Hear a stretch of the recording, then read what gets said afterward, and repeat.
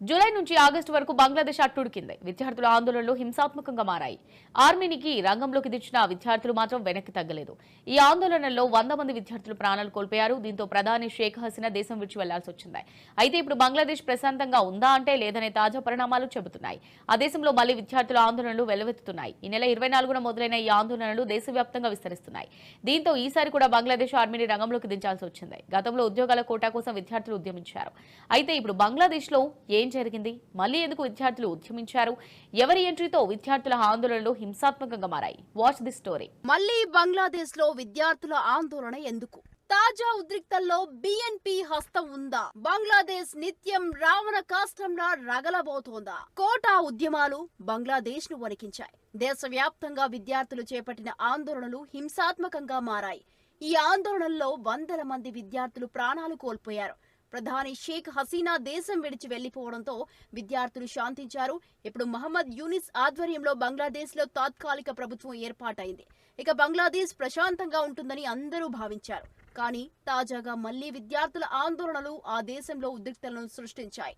విద్యార్థులు పెద్ద ఎత్తున ఢాకా వీధుల్లోకి వచ్చి రణరంగం సృష్టించారు.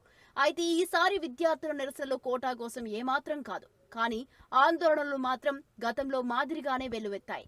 విద్యార్థుల నిరసనల దాడులతో హింసాత్మకంగా మారాయి. ఒకసారి ఈ దృశ్యాలు చూడండి. ఆందోళనల్లో భాగంగా పలు భవనాల అద్దాలను విద్యార్థులు పగులగొట్టారు. పలు షోరూం షట్టర్లను ధ్వంసం చేసి దోపిడీకి పాల్పడ్డారు. ప్రభుత్వ ఆస్తులు నాశనం చేశారు. తాజా ఆందోళనలో మొత్తం 3 విద్యార్థులు మృతి చెందారు. వందల మంది విద్యార్థులు గాయపడ్డారు. బంగ్లాదేశ్ మరోసారి తీవ్ర ఉద్రిక్తంగా మారింది. ఈ ఆందోళనలు నవంబర్ 24న మొదలయ్యాయి. దీనికి కారణం ఓ విద్యార్థి మరణమే. అతడి పేరు అభిజిత్. అతడి వయసు 18 ఏళ్లు. Abhijit medical student. అతడు మెహబూబర్ రెహమాన్ ముల్లా కాలేజీలో చదువుతున్నాడు. దీన్నే బిఎంఆర్సీ కాలేజీగా పిలుస్తారు. వారం రోజుల క్రితం అభిజిత్ అనారోగ్యానికి గురయ్యాడు. అతడిని ఢాకా మెడికల్ కాలేజీకి తరలించారు. అతడికి డెంగీ సోకినట్టు వైద్యులు గుర్తించారు. అభిజిత్ కు వైద్యులు చికిత్సను అందించేందుకు యత్నించారు. కానీ అతడి ఆరోగ్యం రోజు రోజుకు క్షీణించింది. 2 రోజుల తర్వాత అతడు కోలుకోవడం లేదని వైద్యులు తెలిపారు. ఆసుపత్రిలోనే అభిజిత్ మృతి చెందాడు. అయితే అతడి తోటి విద్యార్థులు మాత్రం దీన్ని జీర్ణించుకోలేకపోయారు. ఆసుపత్రిలో వైద్యుల నిర్లక్ష్యం కారణంగానే అభిజిత్ మృతి చెందాడంటూ మెడికల్ విద్యార్థులు ఆరోపించారు. అయితే ఆసుపత్రి సిబ్బంది దీన్ని కవర్ చేయడానికి యత్నించినట్టు నివేదికలు చెబుతున్నాయి. అభిజిత్ కుటుంబానికి 10,000 టాకాలు ఇచ్చేందుకు ఆసుపత్రి సిబ్బంది యత్నించారట. ఇది విద్యార్థి బృందాన్ని ఆగ్రహానికి గురి చేసింది. ఆ తర్వాత మెడికల్ విద్యార్థుల ఆందోళనలు కారు చిచ్చులా విస్తరించాయి. ఢాకాలోని 37 కాలేజీలకు చెందిన వేలాది మంది విద్యార్థులు ఆందోళనలకు దిగినట్టు నివేదికలు చెబుతున్నాయి. సోషల్ మీడియాలో అభిజిత్ మరణం, దానికి కారణాలను విద్యార్థులు పెద్ద ఎత్తున పోస్టులు పెట్టారు. దీంతో పాత ఢాకాలో ఆందోళనలకు విద్యార్థులు పిలుపునిచ్చారు.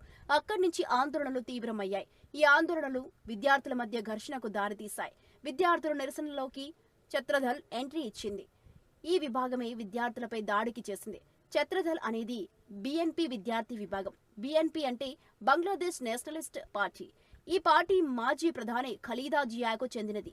అంతేకాదు దేశం వదిలి వెళ్లిపోయిన బంగ్లాదేశ్ ప్రధాని షేక్ హసీనాకు ఆమె చిరకాల ప్రత్యర్థి.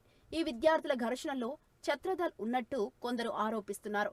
తమ సహచర విద్యార్థి మరణానికి న్యాయం చేయాలని డిమాండ్ చేస్తుండగా ఛత్రదళ్ విభాగం తమపై దాడి చేసిందని కొందరు విద్యార్థులు ఆరోపించారు. ఈ దాడుల్లో 10 నుంచి 15 మంది గాయపడినట్టు కొందరు విద్యార్థులు స్థానిక మీడియాకు వెల్లడించారు. విద్యార్థుల ఘర్షణ కారణంగా ప్రభుత్వ ఆస్తులు ధ్వంసమయ్యాయి. ప్రస్తుతం కొన్ని కాలేజీలు ఫస్ట్ ఇయర్ విద్యార్థులకు పరీక్షలను నిర్వహిస్తున్నాయి.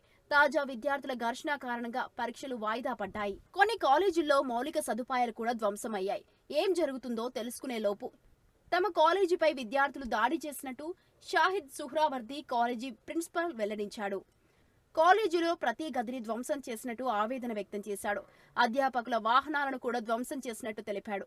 మొత్తంగా కాలేజీ మొత్తం నాశనమైనట్టు ప్రిన్సిపల్ వాపోయాడు. బంగ్లాదేశ్ లో ప్రస్తుతం పరిస్థితులు ఉద్రిక్తంగా ఉన్నాయి. దీంతో బంగ్లాదేశ్ బార్డర్ గార్డ్ ను మోహరించారు. బంగ్లాదేశ్ బార్డర్ గార్డ్ అంటే ఆ దేశ మిలిటరీ విభాగం. ఈ ఆందోళనను అణచివేయడానికి 6 ప్లాటూన్లను దించారు. వాస్తవానికి ఇది స్థానిక శాంతి భద్రతలకు సంబంధించిన అంశమే కావచ్చు. కానీ బంగ్లాదేశ్ లో సమాజాలు ఎలా విభజించబడ్డాయో ఈ ఘటన స్పష్టమవుతోంది. బంగ్లాదేశ్ ఇప్పటికీ నివురుగప్పిన నిప్పులా ఉంది.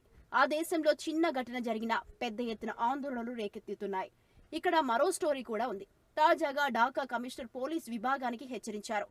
పోలీస్ స్టేషన్ చీఫ్లు కేసుల నమోదులో విఫలమైతే సస్పెన్షన్ వేటు తప్పదన్నారు. కమిషనర్ కు ఢాకాలోని రిక్షా కార్మికులు ఫిర్యాదు చేశారు.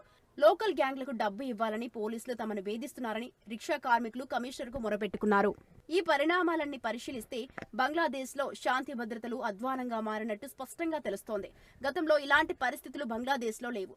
మొహమ్మద్ యూనిస్ ఆధ్వర్యంలోని ప్రభుత్వంలో ఇలాంటి హింసాత్మక ఘటనలు తీవ్రమవుతున్నాయి. యూనిస్ ఇప్పుడు తాత్కాలిక ప్రభుత్వాధినేత, ప్రజలు ఎన్నుకొని నాయకుడు అతడు. బంగ్లాదేశ్ ను మళ్లీ గాడిలో పెట్టి హింసను అంతం చేయడమే యూనిస్ కర్తవ్యం. యూనిస్ అధికార బాధ్యతలు చేపట్టి 100 రోజులు గడిచిపోయింది. కానీ దేశాన్ని గాడిలో పెట్టేందుకు మరింత సమయం కావాలని యూనిస్ కోరుతున్నాడు. తాము ఖచ్చితమైన సంస్కరణలు తీసుకువచ్చిన తర్వాతే ఎన్నికలు వెళ్తామని యూనిస్ ప్రకటించాడు. అప్పటి వరకు ఓపికతో ఉండాలని ప్రజలకు సూచించారు. తాము ఆదర్శప్రాయమైన ఎన్నికల వ్యవస్థను సృష్టిస్తామని యూనిస్ చెప్పాడు. ఈ వ్యవస్థ దేశ రాజకీయ సంక్షోభాన్ని నివారిస్తుందని స్పష్టం చేశాడు. అందుకు అవసరమైన సమయం కావాలని యూనిస్ కోరాడు. అవసరమైన సమయం అంటే ఎంత? తాత్కాలిక ప్రభుత్వం 4 ఏళ్లు ఉంటుందని అంతకుముందు యూనిస్ చెప్పాడు. అతడి ట్రాక్ రికార్డ్ దుర్భరంగా ఉన్నా 4 ఏళ్లు దేశాన్ని పాలించాలని కోరుకోవడం విచిత్రంగా ఉంది. ఇప్పటికే బంగ్లాదేశ్ తీవ్ర కల్లోలంలో చిక్కుకుపోయింది. తాజాగా కొత్త నివేదిక ఒకటి వెలుగులోకి వచ్చింది. ఢాకా మరో ఆందోళనకు సిద్ధమైంది. ఈసారి ఓ వార్తాపత్రికను లక్ష్యంగా చేసుకున్నారు. ఆ పత్రిక షేక్ హసీనాకు అనుకూలంగా వ్యవహరించేది. ఈ పత్రికను మూసేయాలంటూ ఆందోళనకారులు డిమాండ్ చేస్తున్నారు. ఎందుకు అంటే ముస్లింలకు వ్యతిరేకంగా భారత్ కు అనుకూలంగా ఆ పత్రిక వ్యవహరిస్తున్నట్టు ఆరోపిస్తున్నారు.